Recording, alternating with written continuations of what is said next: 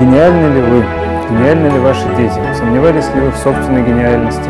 Сомневались ли вы в гениальности своих произведений? Насколько вы одарены? Знаете ли вы, что такое одаренность? Делает ли ваше образование вас более талантливыми или делает оно вас более посредственными? Очень часто ошибочно считают, что гениальность – это где-то там далеко, где-то потом, что-то в высшей степени развитое, редкое, исключительное.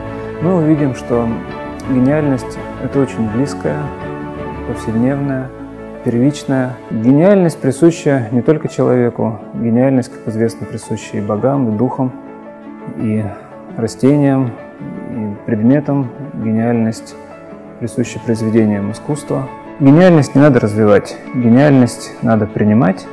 И именно в этом часто возникают психологические проблемы. Например, как правильно сомневаться в своей гениальности, как правильно сомневаться в гениальности другого человека, как принять гениальность свою, гениальность чужого произведения.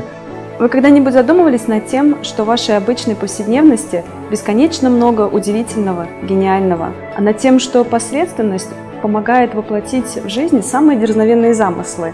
А фраза «я одаренный» может звучать не как тщеславное заявление, а как бесконечная благодарность миру за таланты, способности, которые у нас есть, даже если они самые обыкновенные.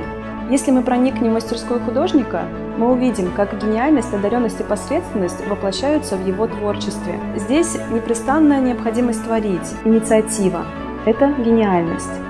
Здесь свой собственный стиль – это одаренность. И завершение работы – это забота и бережность к материалам – это посредственность.